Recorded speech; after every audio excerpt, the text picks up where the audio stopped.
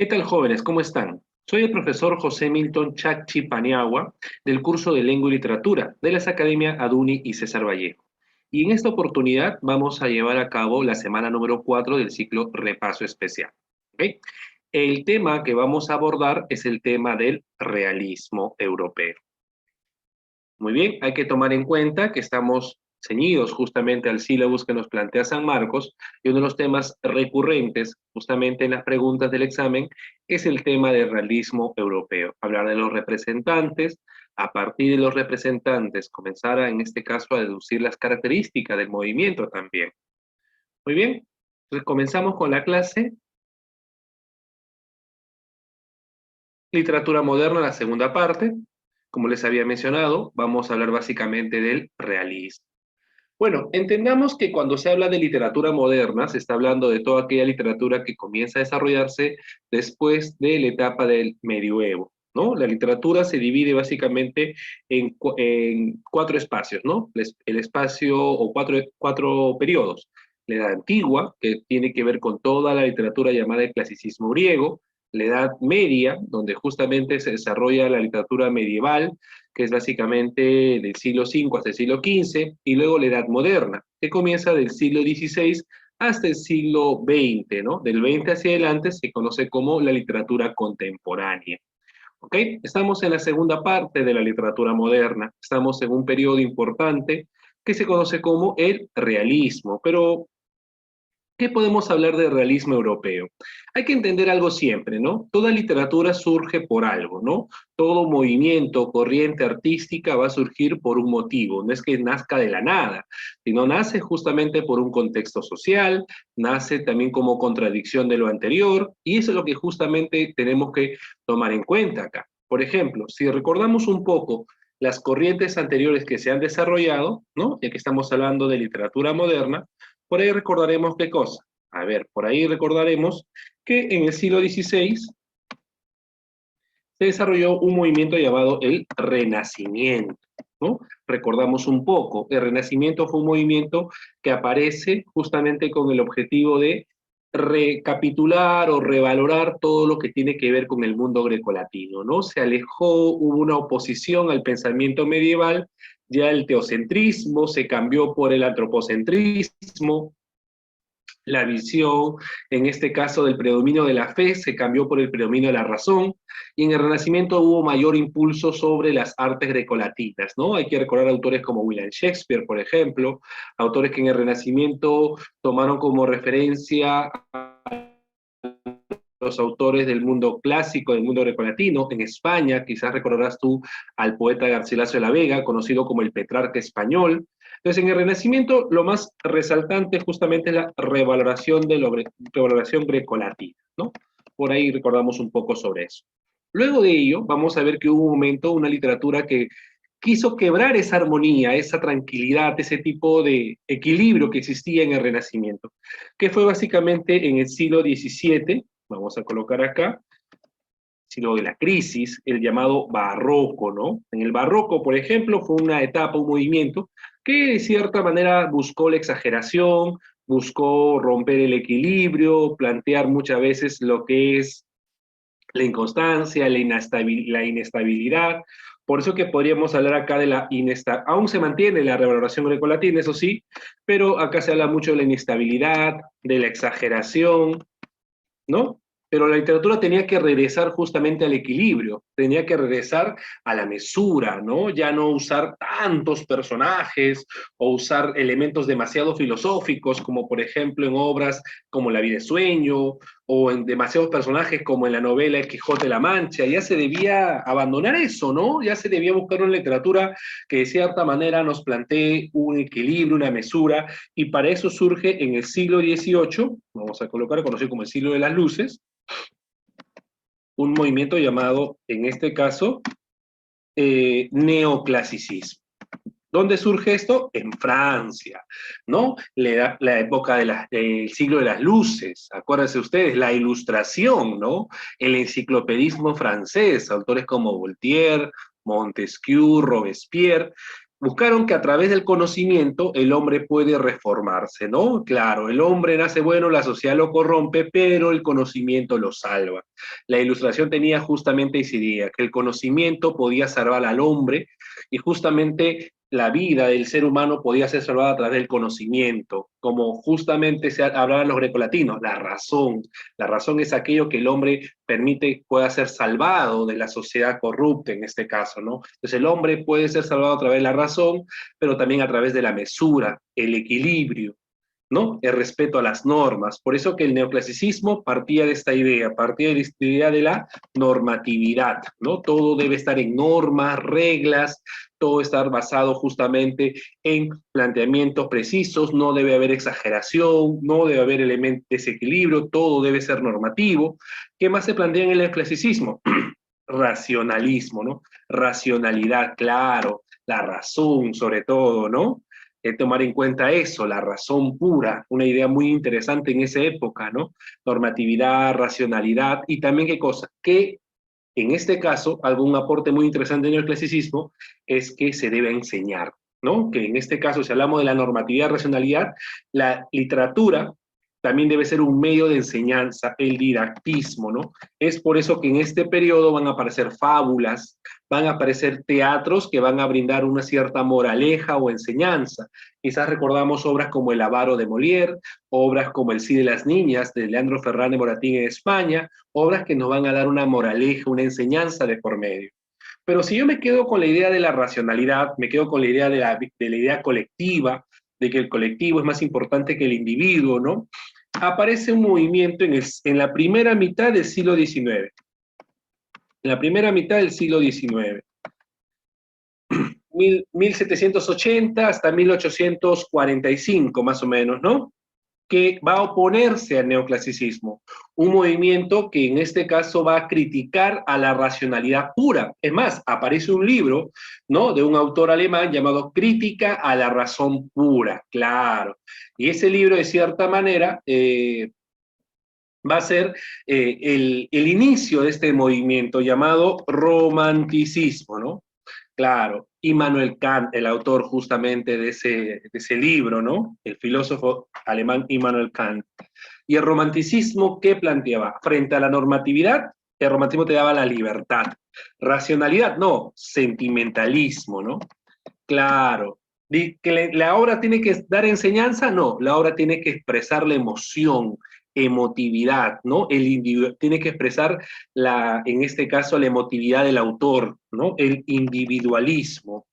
Ahí está. Pues vamos a ver qué han sido las corrientes, y si ustedes se dan cuenta, toda corriente de cierta manera se opuso a la corriente anterior, ¿no? Toda corriente tuvo un cierto antagonismo con la corriente anterior. Y justamente, muchachos, ya que hablamos de realismo europeo que surge en Francia, ¿qué cosa estaba sucediendo? Ya que estamos haciendo un pequeño antecedente, ¿no?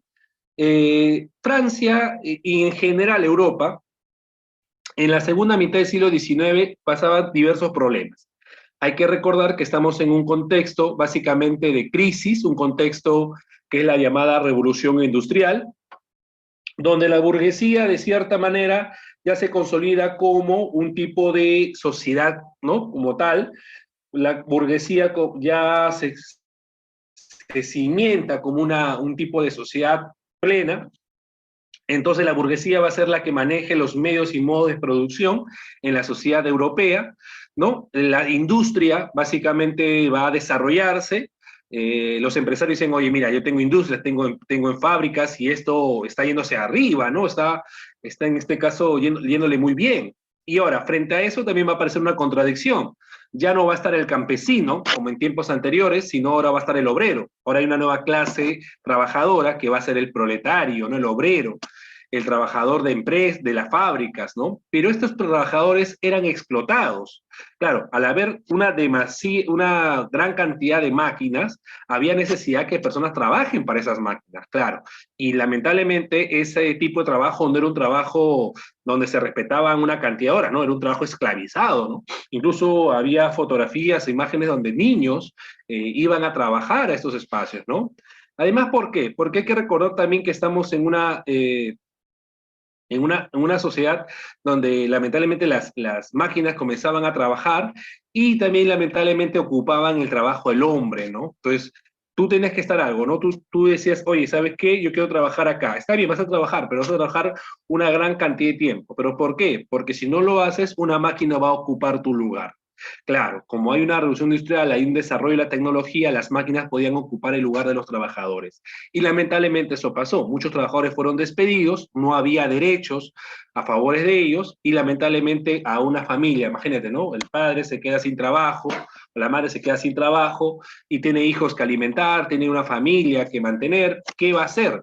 Y ahí comienza a crecer lamentablemente los conflictos civiles, ¿no? Como el tema de la delincuencia, la prostitución, incluso niños comienzan a robar. Y eso tú quizás hayas visto en obras, ¿no? De los ingleses, de autores ingleses, ¿no? Donde hace referencia justamente a personajes que se dedican al robo, al hurto, ¿no? Que siendo niños incluso, o personajes que han caído en la miseria. Tú recordarás novelas rusas, por ejemplo, si recordamos un poco Los hermanos Karamazov o la obra Crimen y Castigo, personajes que han caído en la pobreza, en la miseria, debido justamente a esta situación, ¿no? Ahora, entonces estamos en una clase social, bueno, una etapa en la cual la revolución industrial ya ha dado ¿no? su máximo apogeo.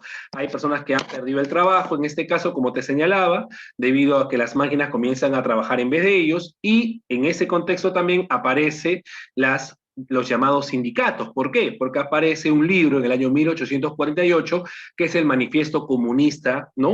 De Marx y Engels. Ese tipo de manifiesto comunista, de cierta manera, va a ayudar o va a concientizar a muchos trabajadores a que se den cuenta que tienen derechos por los cuales luchar, ¿no? Entonces ahí comienzan los conflictos, comienzan la lucha, los sindicatos, y también hay que tomar en cuenta que el desarrollo de la revolución industrial se da gracias a la tecnología. Y la tecnología y la ciencia van a acompañar de la mano, y eso también va a ser algo que se comienza a desarrollar en este periodo, la ciencia, ¿no? Entonces, muchachos, en ese contexto va a aparecer el llamado realismo. Y vamos a desarrollar ya esto por acá. Surge en la segunda mitad del siglo XIX, como te decía, el contexto no es un contexto agradable, es un contexto en el cual hay conflictos sociales. Entonces, por eso, de cierta manera, el realismo surge, ¿no? El realismo surge como una forma de protesta o de denuncia ante los problemas sociales que vivía Europa en ese periodo, ¿no? El realismo surge, de cierta manera, como una forma de respuesta de los autores que, ya cansados de autores previos, que solamente se ceñían a historias que estaban basadas en fantasías, en elementos subjetivos, sentimentales, comenzaron a decir, oye, ¿por qué mejor no reproducimos la realidad a través de nuestra literatura?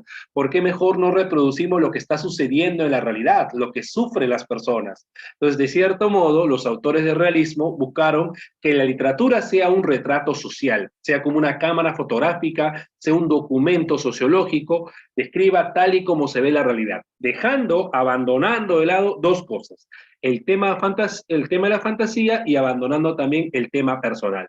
Los autores ya no van a ser parte de la historia, ya no va a haber un narrador personaje o un narrador protagonista, sino los narradores van a ser en tercera persona.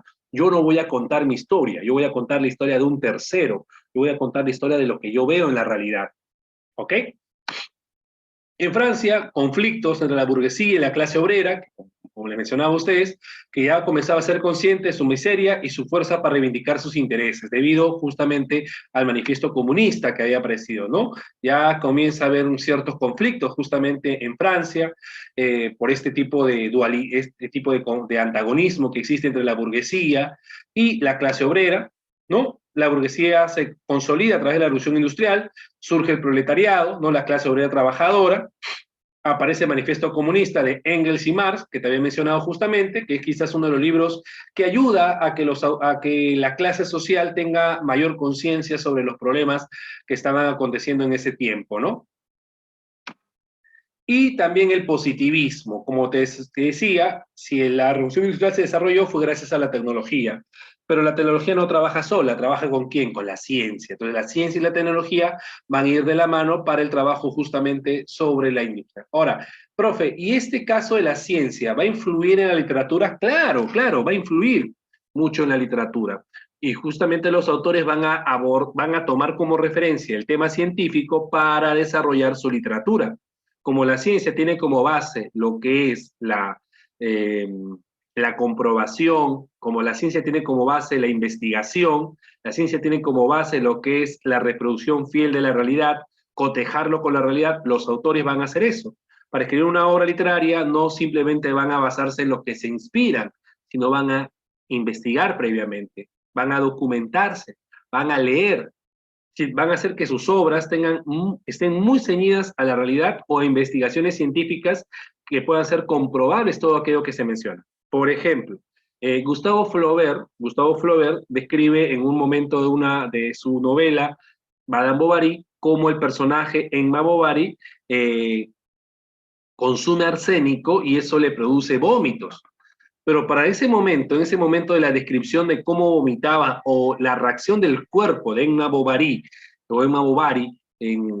debido al consumo de arsénico, él tuvo que leer previamente, documentarse qué produce el arsénico en el cuerpo de un ser humano, ¿no? Para justamente saber cómo reaccionar su personaje. No es que de pronto él dijo, ya, a ver, consuma arsénico y seguro se pondrá mal, o de pronto temblará, o no. Él leyó previamente lo que pasa lo que le pasa a un ser humano si consume este tipo de, digamos así, elemento químico, ¿no? Este tipo de elemento tóxico. Entonces, es importante tomar como referencia eso.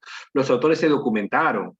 Honorato de Balzac le gustaba mucho describir a la clase social de Francia, pero la clase social de provincia sobre todo, mucho, y lo que logró justamente Balzac fue viajar recurrentemente a provincia para conocer cómo vivían las clases sociales, las zonas provincianas de Francia, para ver su realidad, para conocer cómo personas a veces por el dinero pueden cambiar su forma de ser.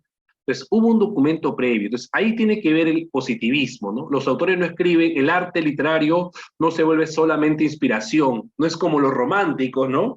Que de pronto llegaba la inspiración y les llegaba la mano y ellos comenzaban a escribir lo que se le venía a la mente. No, ya no va a ser así. Los autores realistas no consideran eso un método de trabajo. Para los autores realistas, el escritor tiene que documentarse previamente, tiene que leer, tiene que investigar para que su obra sea fidedigna a la realidad, tenga un asidero científico. ¿Ok? Y ahí está justamente la influencia del positivismo, ¿no? Espero que en este caso se haya entendido esta parte. Seguimos por acá.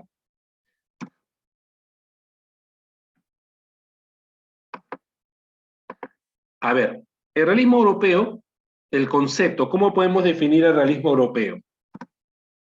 Bueno, fue un movimiento artístico que se opone al subjetivismo romántico y busca representar a través de un estilo sólido y directo la realidad de manera objetiva. Claro, es eso romanticismo, ¿no? El realismo. Básicamente fue un movimiento artístico que surge, ¿no? En la segunda mitad del siglo XIX y que se va a oponer, como hemos visto nosotros, va a ser antagónico al romanticismo. ¿Y qué se va a oponerle al romanticismo? Se va a oponer ese subjetivismo excesivo, se va a oponer el tema del excesivo sentimentalismo, de lo fantasioso, incluso se va a tomar eso como nocivo, ¿no? Hay que recordar, por ejemplo, una novela de Gustavo Flaubert que es Madame Bovary, donde justamente vemos una crítica a las novelas románticas. Si tú recuerdas, en la Bovary era una lectora asidua justamente de estas novelas y buscaba trasladar ese tipo de historias románticas, sentimentales, a la realidad en que ella vivía, ¿no? Ella quería tener un esposo que sea una imagen fidedigna de esos personajes románticos, sentimentales, ¿no? Héroes. En cambio, su esposo no era así, ¿no? Charles Bovary no era un mal tipo, pero era un médico no tan exitoso, de cierta manera a veces hasta mediocre se podría decir, no era rico. Entonces lo que hizo Emma Bovary fue tratar de buscar en otras personas lo que no encontraba su esposo, ¿no? Y buscar justamente llenar esos vacíos que las novelas románticas le hacía ver a ella en otras personas, ¿no?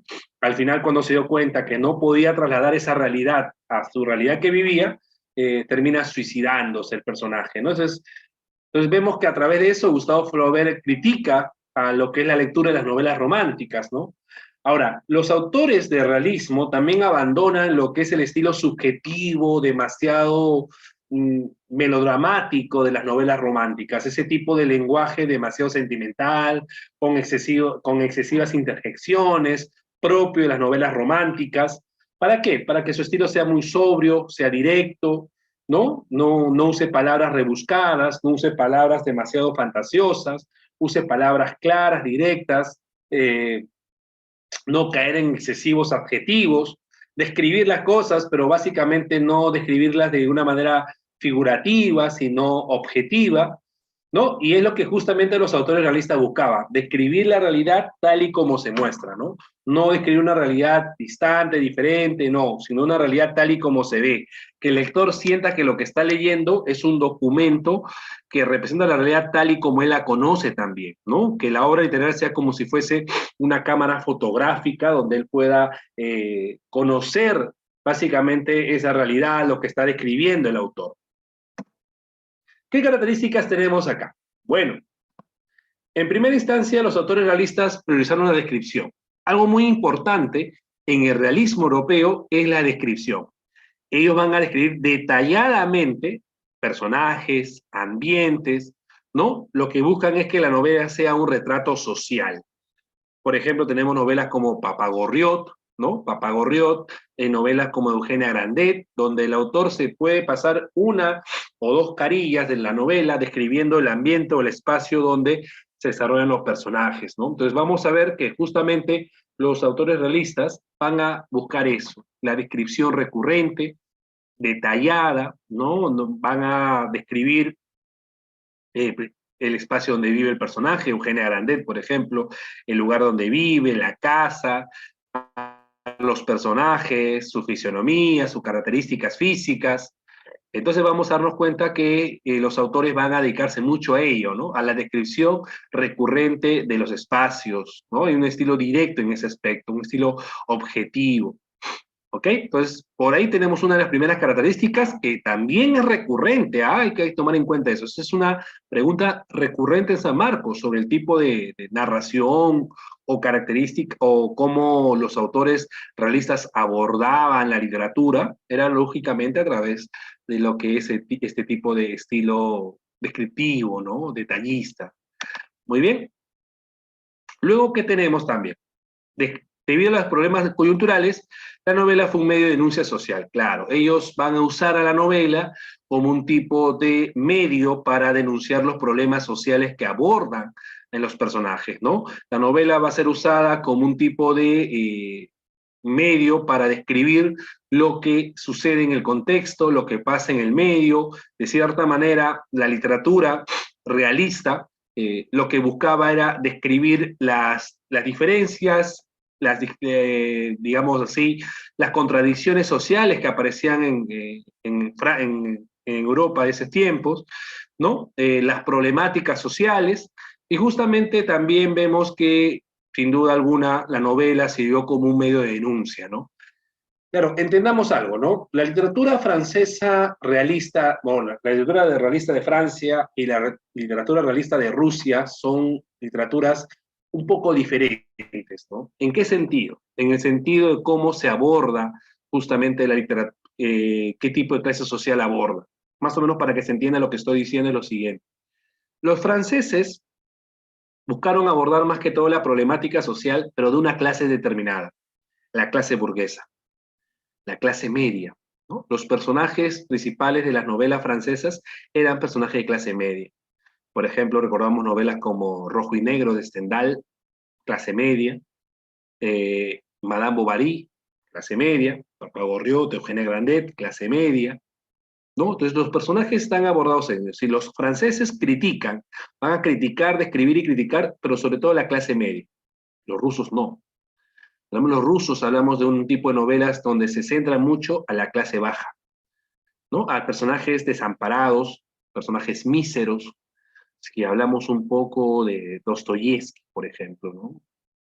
Las novelas de Dostoyevsky, sus personajes no son de la clase media, los personajes principales son de la clase baja, ¿no? El caso de Rodion Raskolnikov es un personaje pobre, que no tiene dinero incluso para continuar estudiando, su familia también, ¿no? Tienen incluso que su hermana ser comprometida con un hombre con dinero para poder mantenerse. La mujer que lo rescata a Rodion de ese mundo difícil del delito, ¿no? Del asesinato, de ese pensamiento del hombre extraordinario.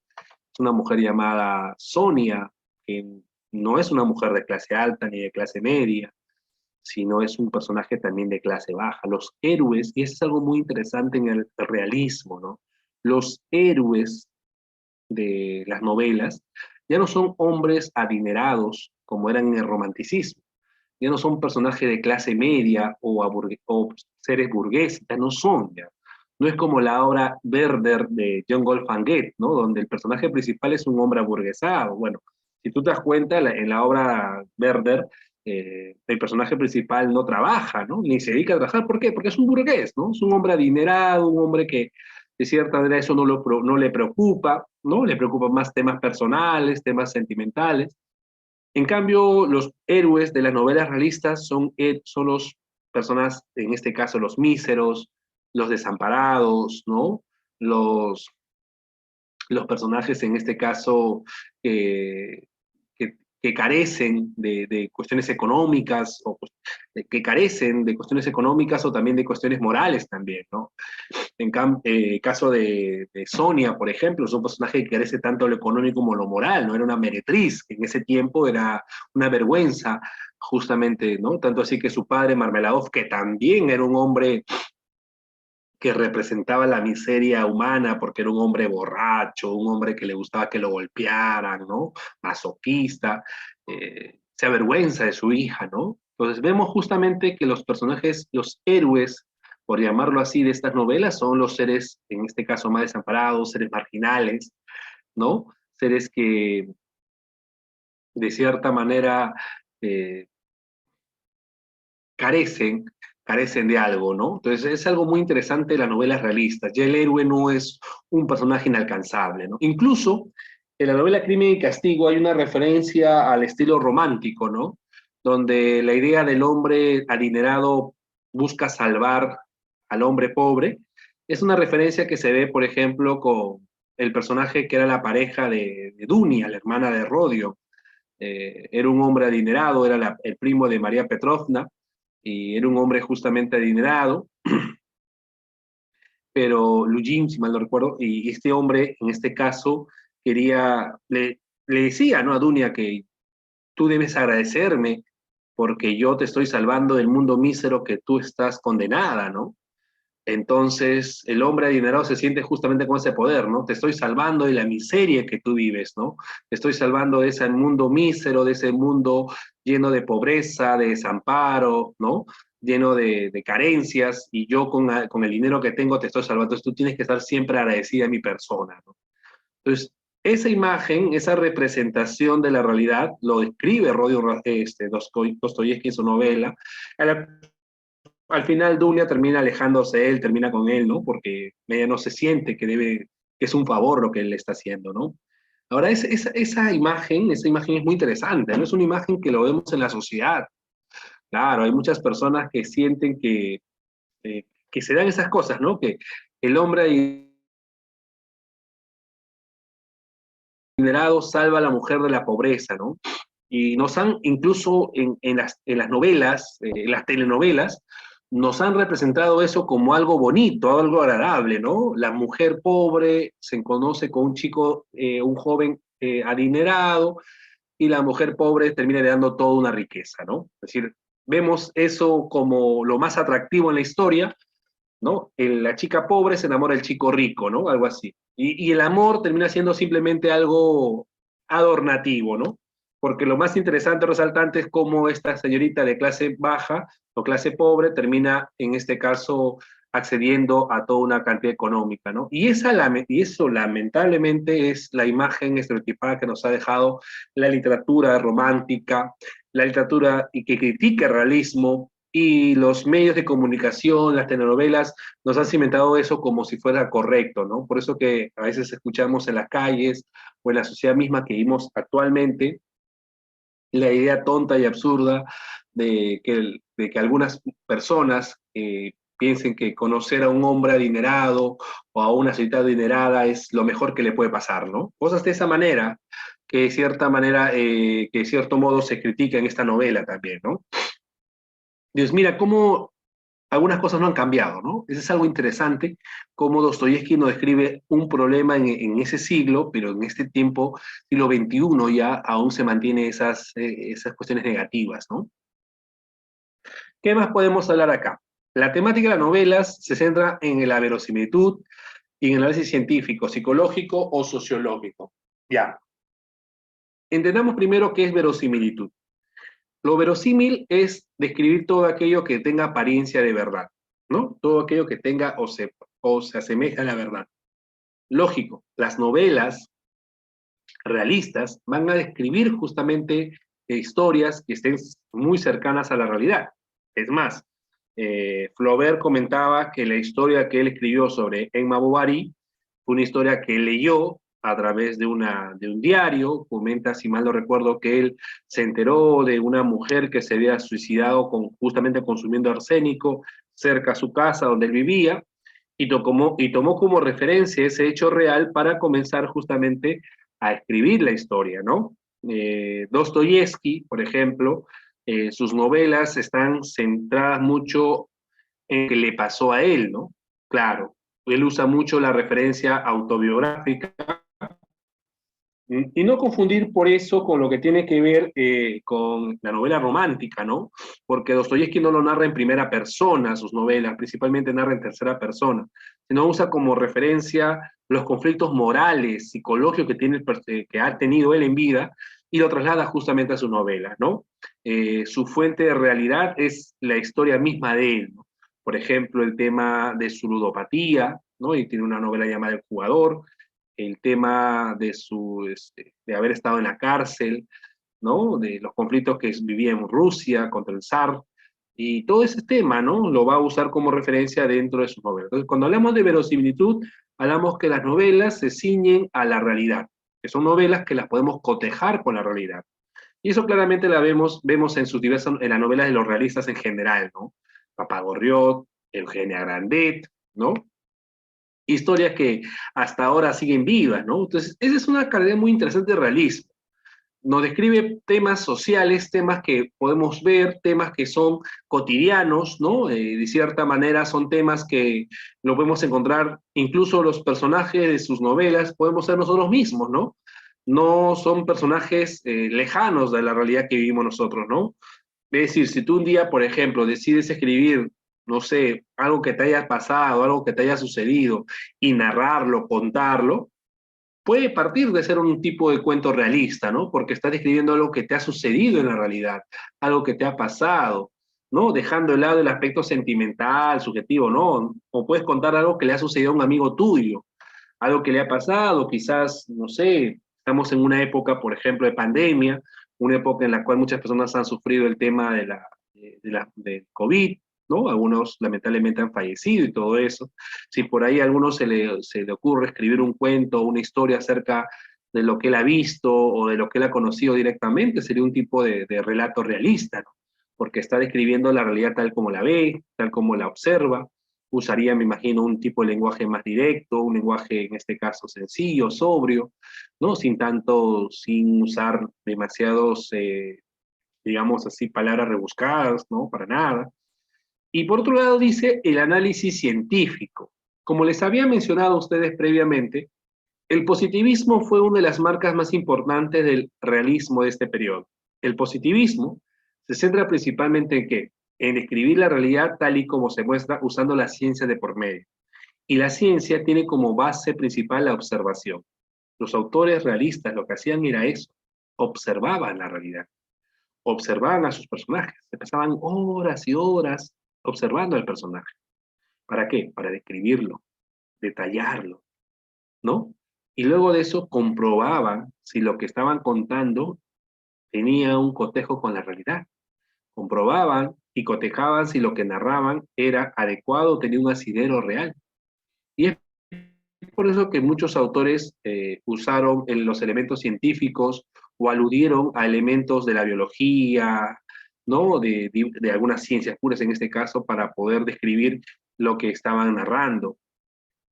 Y para sernos más centrados, hay dos tipos de novelas que aparecen acá. La novela psicológica y la novela sociológica. Hay que recordar que tanto la psicología como la sociología son ciencias. Entonces, cada tipo de novela justamente se abordó basándose en ese pensamiento científico, ¿no?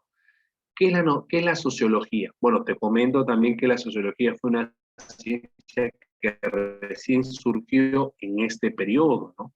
La sociología es una ciencia que se encarga de describir la sociedad tal y como la muestra, los diversos conflictos sociales, las interacciones entre las personas que están dentro de la sociedad como tal, ¿no? Y justamente los autores como Balzac, por ejemplo, describía las sociedades, las costumbres que tenía cada pueblo, las costumbres, las tradiciones, la forma, sus hábitos, su forma de ser, de los personajes que vivían en cada zona, ¿no?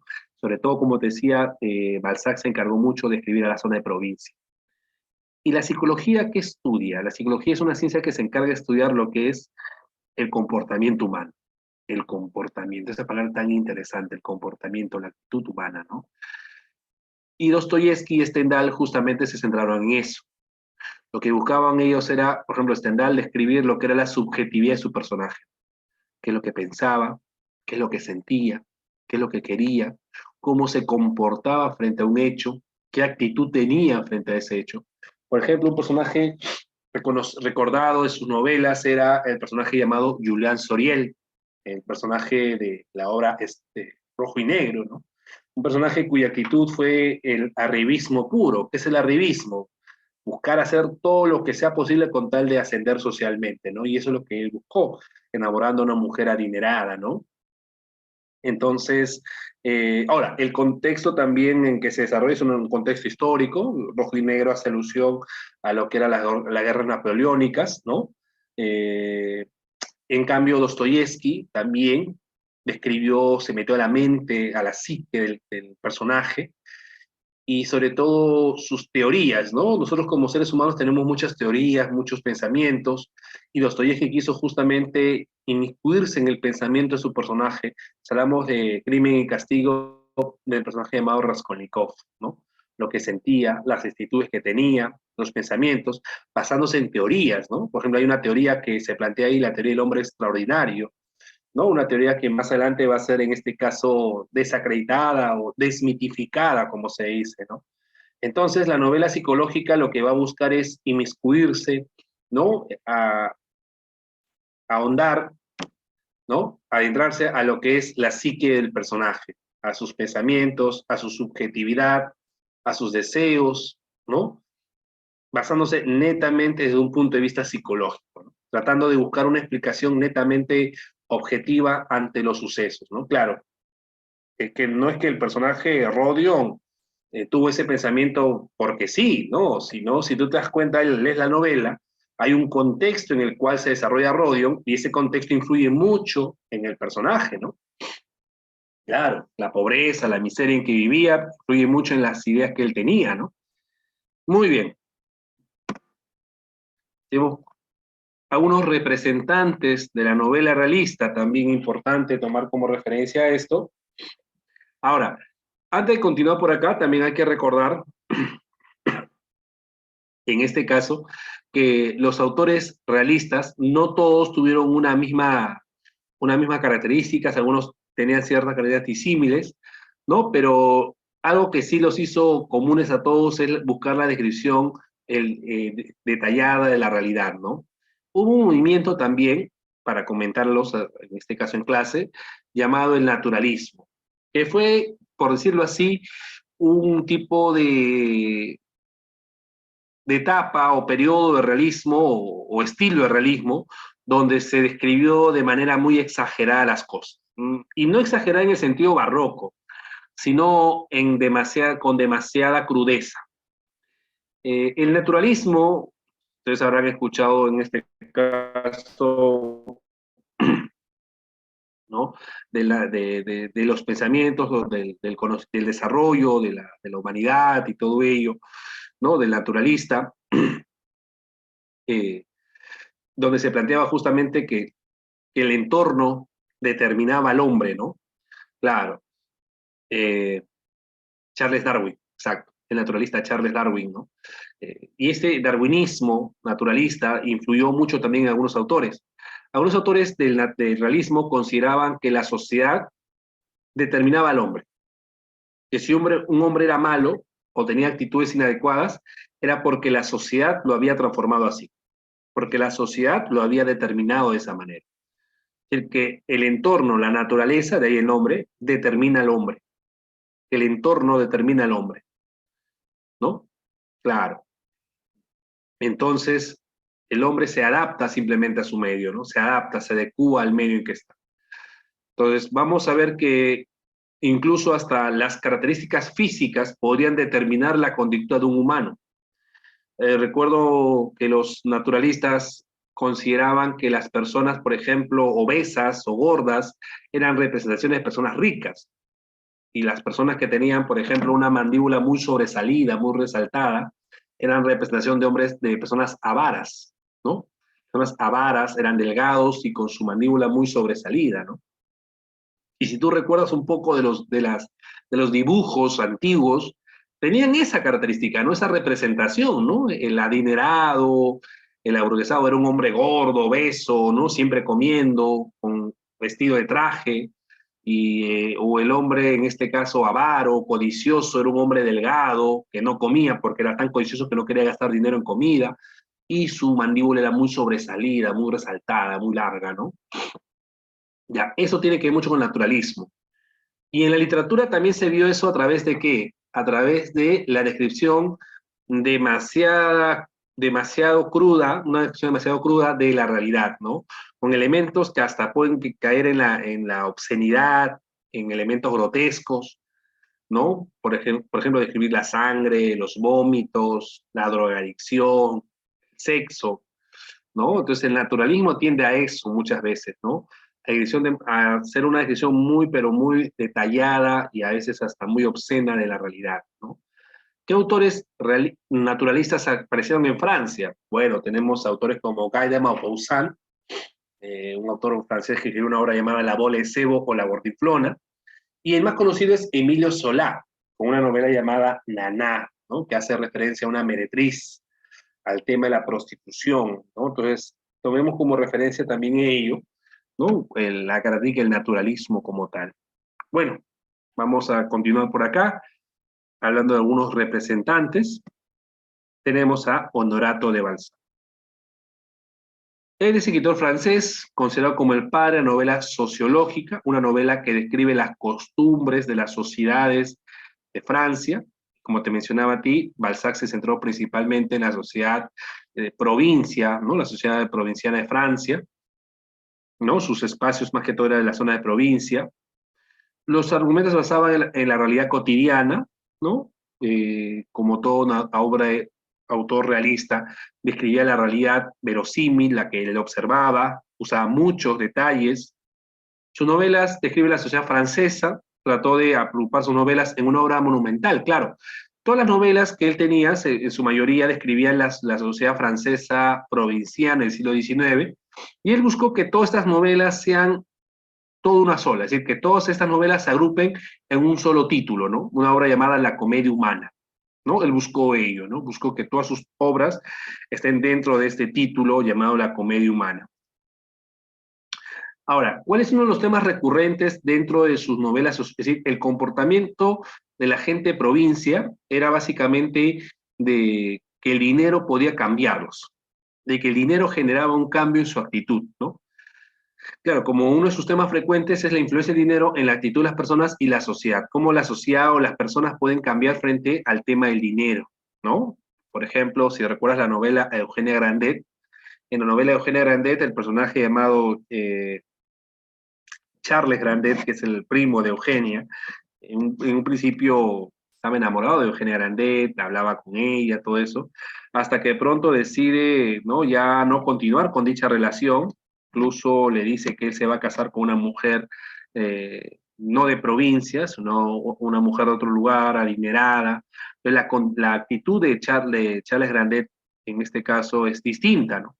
¿Por qué? Porque justamente vio en el tema económico una oportunidad para sobresalir, ¿no? Casarse con una mujer adinerada, casarse con, no vivir en provincia, ¿no? Entonces, esa es la idea principal, ¿no? Que se plantea justamente mucho en la novela, ¿no? Que a veces el dinero cambia a las personas, así como a las hijas, en este caso de Papá Gorriot, ¿no? Cuando ellas ya comenzaron, en este caso, a tener dinero, abandonaron la situación del padre, ¿no? Del padre que había hecho todo por ellas, fue abandonado justamente cuando las hijas ya habían alcanzado un tope económico, ¿no? Entonces vamos a ver justamente que el tema frecuente de sus novelas es ese, ¿no? Obras que escribió: El lirio en el valle, Papá Gorriot, Eugenia Grande. Acá vemos, por ejemplo, un fragmento de esta novela llamada Papá Gorriot, de Honorato de Balzac. Dice: ah, si yo fuese rico, si hubiese conservado mi fortuna y no se lo hubiese dado, estarían ahí, lamiéndome las mejillas con sus besos. Acá se referencia a Papá Gorriot como se refiere a sus hijas, ¿no? Yo viviría en un hotel, tendría hermosas habitaciones, criados, lumbres, fuego, ¿no? Y ellas estarían llorando con sus maridos, con sus hijos. Yo tendría todo esto, pero nada. El dinero lo da todo, incluso hijas. Este fragmento, qué interesante, ¿no, chicos? Este fragmento que está acá, cuidado. Cómo nos plantea este fragmento algo muy interesante, ¿no? El dinero lo da todo, incluso hijas. Oh, mi dinero, ¿dónde estás? Dice, ¿no? Entonces, ahí ustedes se dan cuenta de uno de los temas recurrentes justamente que les había mencionado sobre Balzac, el tema de la influencia del dinero dentro de lo que es los personajes o la actitud de los personajes, ¿no? ¿Dónde estás? Si tuviese tesoros que legarles, ellas me cuidarían, yo las oiría, las vería. Ah, hijo mío, mi único hijo, prefiero mi abandono y mi miseria. Interesante, ¿no? Como el personaje se lamenta justamente de que sus hijas, ahora que ya tienen fortuna, dinero, hayan abandonado al padre, ¿no? Es una novela que de cierta manera también nos describe como sociedad, ¿no? Hay que, si somos un poco más autocríticos en nuestra sociedad de ahora, en el siglo XXI, el tema de dinero cambia la actitud de muchas personas, ¿no? Muchas personas tienen una actitud completamente distinta por el tema del dinero. Eh, Podemos hablar de familias, de hermanos, de hijos a padres que discuten por un tema de herencia, por un tema de dinero, ¿no? Y es algo recurrente que lo vemos en la actualidad, ¿no? Cómo el dinero puede cambiar incluso ese amor familiar, ¿no? Yo observo esas situaciones en diversas clases, en diversos espacios, en diversos lugares, a través de los medios, cómo el dinero también puede cambiar a las personas, ¿no? Personas que supuestamente son humildes, pero alcanzan un poder, un ingreso económico y su actitud completamente distinta, ¿no? Cómo el dinero cambia a las personas, ¿no? Entonces eso es algo que Balzac lo tenía muy claro y hasta ahora se sigue dando, ¿no? Muy bien, muy bien. Interesante Honorato de Balzac. Este hombre que está acá es Henry Bailey, conocido por su sobrenombre como Stendhal. Stendhal, Henry Bailey es el nombre. Él es el iniciador de la novela psicológica. Fue uno de los primeros autores que comenzó a insertarse en la psique del personaje, ¿no? En la mente del personaje, en lo que sentía el personaje, en lo que quería el personaje, en lo que deseaba el personaje, en su subjetividad. Ahí está. El análisis profundo de la subjetividad de los personajes. Esto es muy importante, ¿no? Las pasiones, los deseos, algo, en eso se centra, ¿no? Describir justamente lo que lleva internamente a sus personajes. En su novela se conjuga mucho lo que es la sensibilidad romántica, ¿no? Y también la actitud crítica frente a la conducta de sus personajes. Claro, no es que simplemente describe el sentimentalismo de sus personajes y los deja ahí, sino también critique esa conducta, esa actitud, ¿no? Por eso describe el clima moral de Francia, este es algo muy importante, ¿no? Es un autor que escribe cómo Francia era escrita en ese tiempo, ¿no? Su clima moral, cómo algunos personajes, eh, por el aspecto sentimental, se dejan llevar y terminan en este caso cometiendo actos inmorales en la sociedad, ¿no? Como el caso de la duquesa que termina engañando, ¿no? A su esposo, con Julián Soriel. Rojo y Negro, La Cartuja de Parma. Y esta es la novela, ¿no? Rojo y Negro de Stendhal. A ver si vemos por acá, por ejemplo, Este fragmento vamos a leerlo tranquilamente y vamos a darnos cuenta de la subjetividad con que describe Stendhal la interioridad del personaje, ¿no? Julián Soriel, ¿no? Julián se avergonzó de su emoción. Por primera vez en su vida se vio querido por alguien. Lloró de alegría y fue a esconder sus lágrimas al centro del bosque, más allá de Verrieres. ¿Qué causa?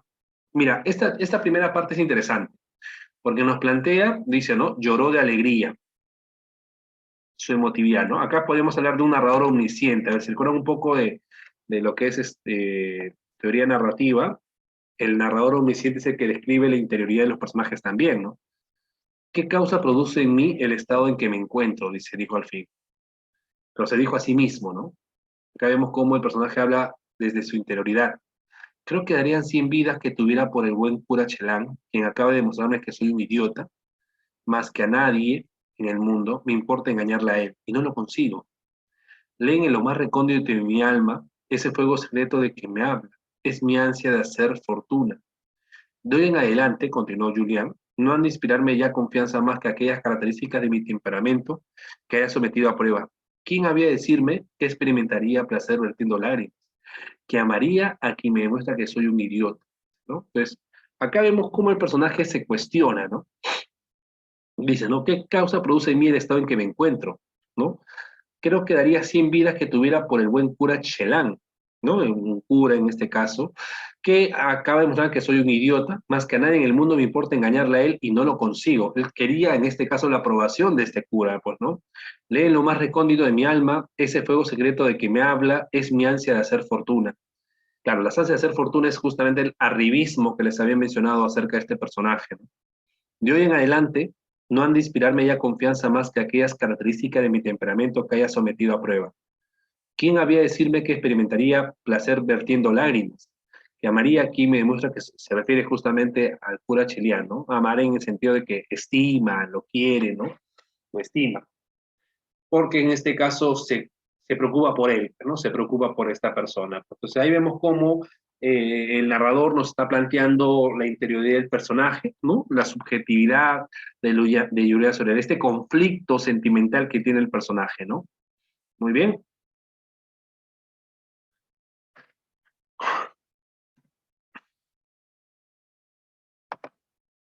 Siguiente.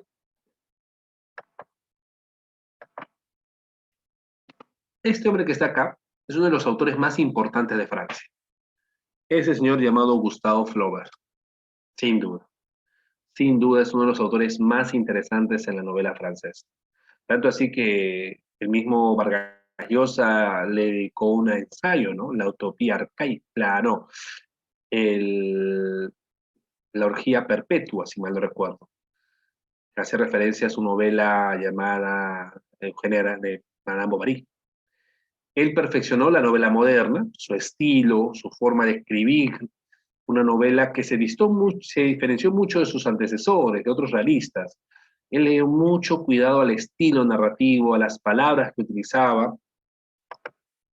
Describe sobre todo el ambiente burgués, critica la clase burguesa del siglo XIX, las clases de Francia, la clase parisina. Su narrativa se basa en lo cotidiano, ¿no? Un ambiente marcado por lo social y las apariencias. Esto es algo muy interesante, ¿no? La impostación. ¿Qué es las apariencias? ¿Qué quiere decir impostación? ¿No? ¿Qué es la impostación, las apariencias? Lo que parece ser y no es, ¿no? Lo que nos muestran, la cara que nos muestran, pero que realmente no es así, ¿no? Y es algo que lamentablemente en la sociedad existe. Y lo que Flaubert hace justamente describir eso, las apariencias de la clase social parisina de esa época, ¿no? Personajes que frente a un grupo son de un tipo, pero internamente son diferentes, ¿no?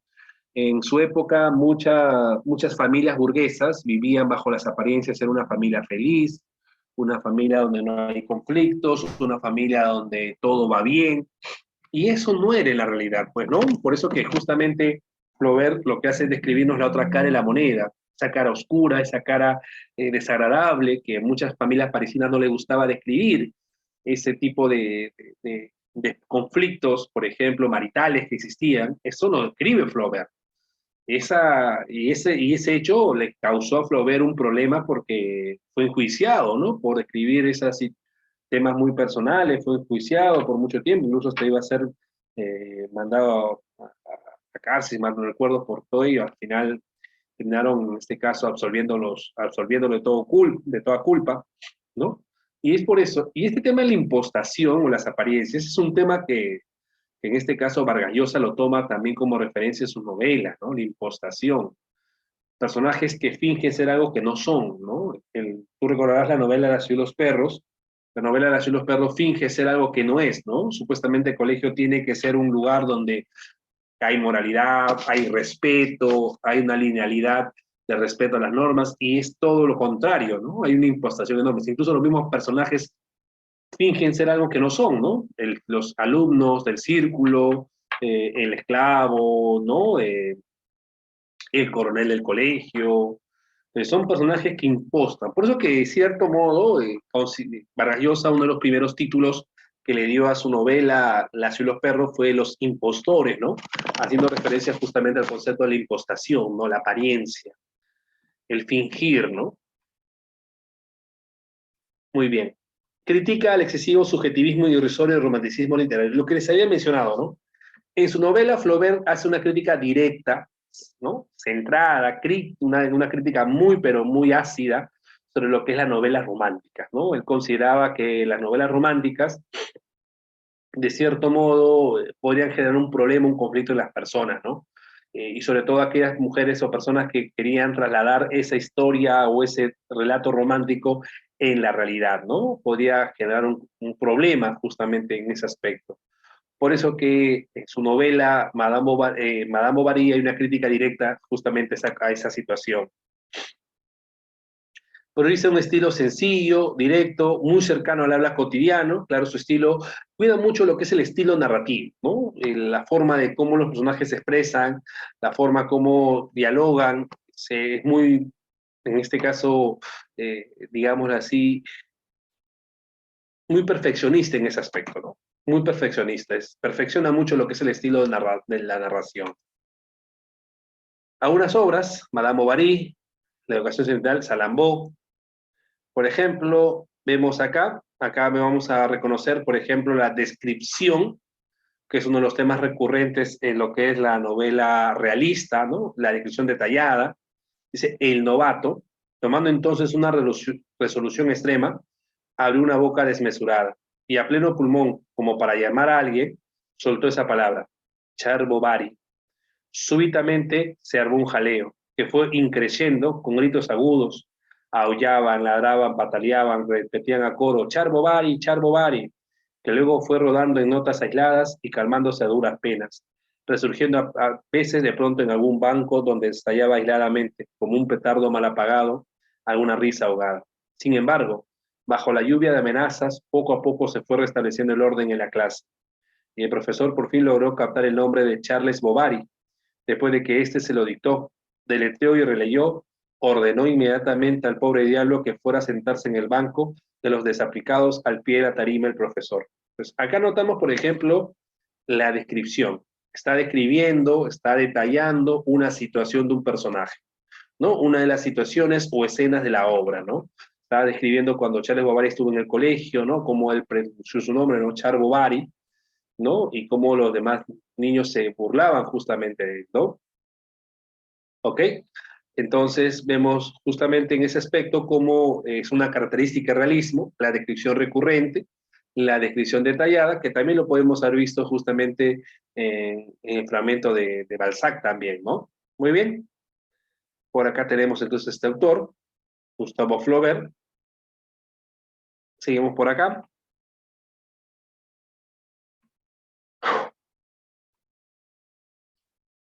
Sin duda un autor que vamos a abordar ya la próxima semana y es uno de los autores más importantes de la literatura es Fyodor Dostoyevsky, ¿no?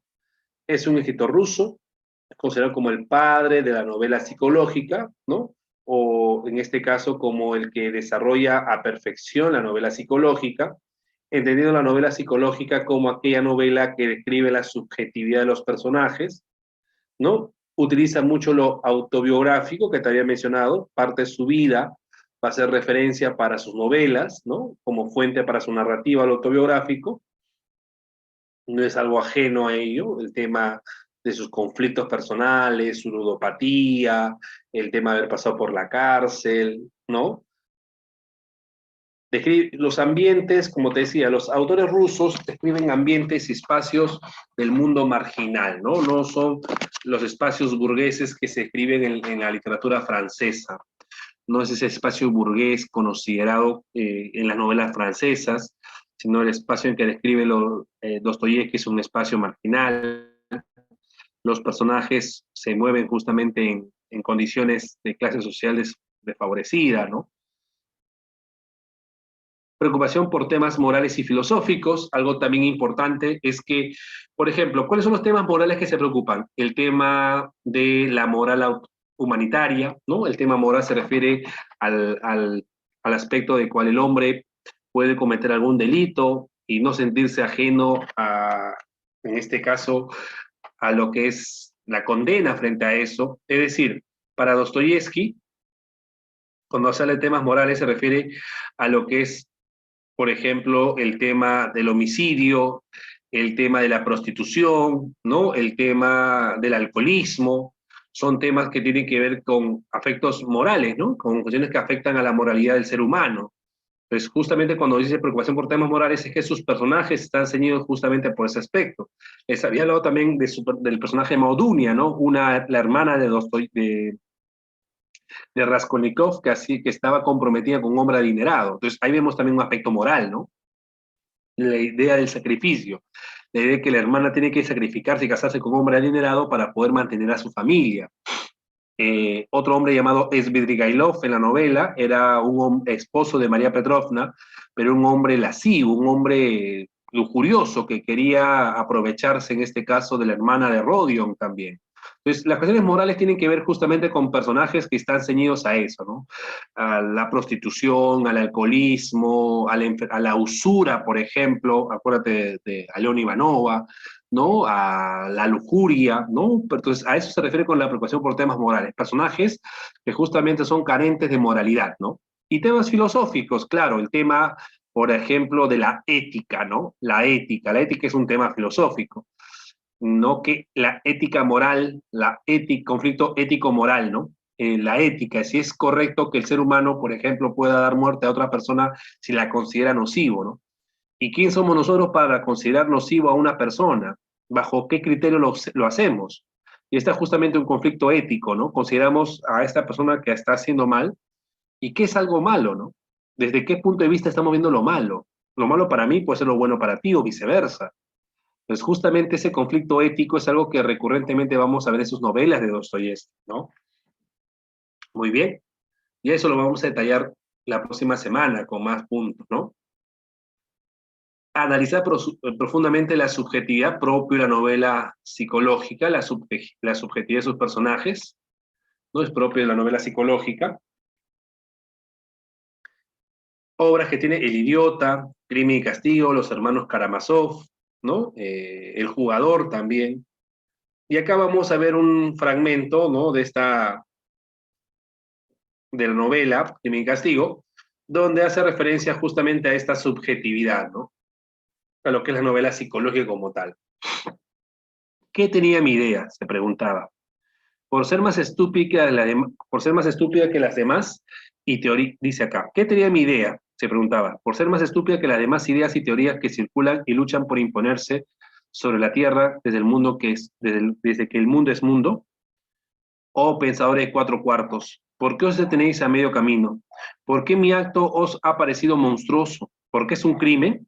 ¿Qué quiere decir la palabra crimen? Y acá viene el conflicto, ¿no? Miren el conflicto moral, ¿no? ¿Qué cosa quiere decir un crimen, no?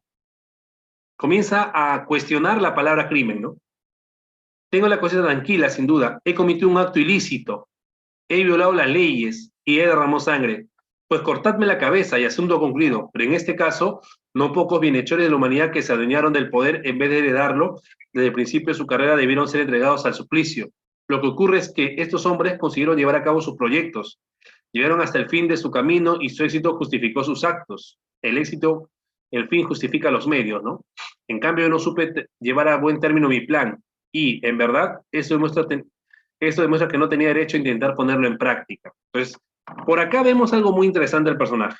El personaje está cuestionando básicamente de por qué se siente, digamos así, mal o por qué hay un cuestionamiento ante lo que él hizo, ¿no?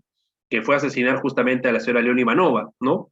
Dice, ¿qué tiene mi idea por ser más estúpida que las demás ideas y teorías que circulan y luchan por imponerse? ¿Por qué mi idea va a ser más tonta que la demás, no? O pensadores, dice, ¿no? ¿Por qué mi acto les ha parecido monstruoso, ¿no? ¿Por qué lo que he hecho está mal? ¿Por qué es un crimen? ¿Pero qué quiere decir la palabra crimen? Entonces, acá comienza a cuestionar la palabra crimen, ¿no? Claro, dice, sin duda he cometido un acto ilícito, y violó las leyes, la moral, ya, pues entonces condéneme, ¿no? Pero en este caso, y él dice, ¿no? Que hay muchas personas que también han cometido actos ilícitos, pero nunca se les ha cuestionado. ¿Por qué? Porque su éxito ha justificado ese fin, ¿no?